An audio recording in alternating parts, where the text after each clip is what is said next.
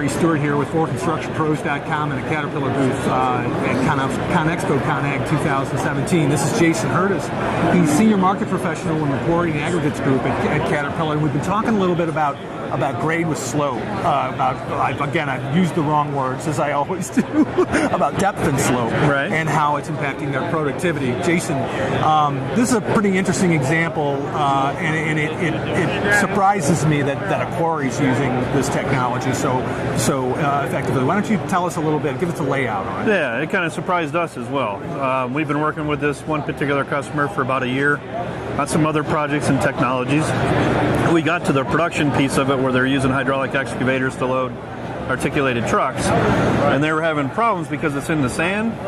They have a high turnover of operators, inexperienced operators, new operators, some that aren't really fluent in English, and the operators were constantly digging at different depths. And in the sand process, they have it all mapped out, so they know exactly where every type of sand's at. And they want to control the depth that they're at so they're not changing the blend or they're not contaminating what they want. Okay. So they wanted a way that they could control the depth of the excavator automatically, so no matter who the operator was, experience level, they weren't going to over dig all the time. They wanted to kind of protect that floor, but yet maximize their production. And then, as you can imagine, Larry, it's a sand, right? So as soon as you dig, stuff's starting to floss off and fall into the trench that they just made. Right. They're looking for a way if they could constantly try to get that slope back so they'd have less reclaim work. They wanted to put less people down in the pit, and they wanted to have less machines in their entire operation. Generally, how they were doing it, the excavator would dig, surveyors would come out and say, all right, that sample is going to be this. We got to change this in our process because it's kind of mixed and blended. Then they'd send in a track-type tractor or a motor grader to get the floor back for them. Yeah. A lot of time. Yeah. A lot of extra operators. So That's we put a lot on of process. It is a lot of process. So we put on Cat 3D with depth and slope. So now it's automatic. The operators dig and it basically stops the excavator and allows them to come across nice and smooth, get the sand that they want while they're keeping that floor nice and level. Helps their trucks get in and out, and they don't need auxiliary equipment. Oh, wow. What they found is it saves them about 20% in time. Wow. Because they're so much faster, so much more efficient. And as you can imagine, time is money in operators. Secondary equipment, fuel, everything else. So their production rates have gone up because they're able to dig faster.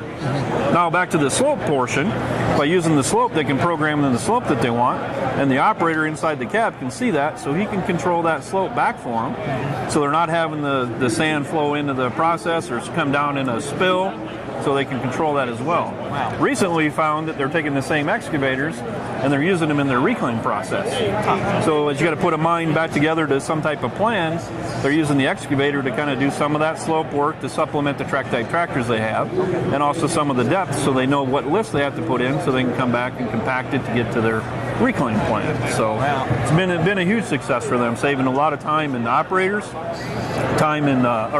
saving a lot of time, increase in the efficiency from both fuel and time, and it's allowed their inexperienced operators to really be proficient and be rock stars in their production side of the business. Nice. Yeah, it's been a great win. How has that system changed the number of machine hours that go into a ton of sand or a day's worth of work? It's reduced it, obviously, because every time they're actually digging, they're getting the sand that they want. They're not slowing down the subsequent processes of the plant and everything else. They're able to load the trucks faster because that operator knows, hey, I'm going to that, I can swing, I can come back, I can make my next cut. Yeah. The trucks are moving faster because that floor is being maintained and it's a lot smoother. Okay. And I was kind of wondering, do we apply that 20% to that? Did they cut machine hours by 20%? Or that's a different time number? They didn't. Machine hours, they're still running their 10 to 12 hours based on what their production schedule is, but before they'd have to run 13, 14 hours to be ready for the next day or the next move because they'd have to bring in auxiliary equipment. Okay, all right. Yeah, and it sounds like they've essentially eliminated that. Yeah, I mean, I won't say 100%, right, but the usage has been significantly reduced on bringing a motor grader in to finish it up or a track-type tractor to finish it up. What's their process like in managing the data, getting the right data onto the right machine and making sure that people are, not digging to the wrong plan? Yeah, they obviously work with our dealer on all the technology that they have.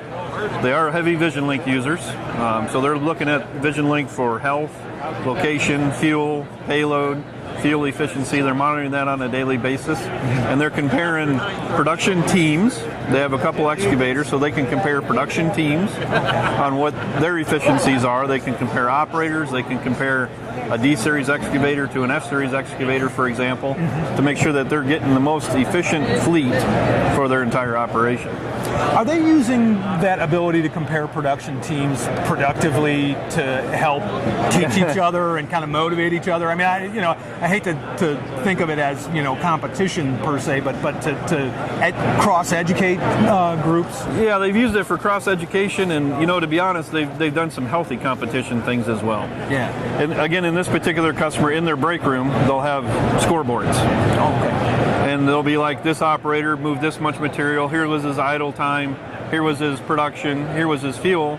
He was number one for the day, and everybody's kind of striving to be that. And they manage through it very, very well. It's helping all the operators get to the same level playing field.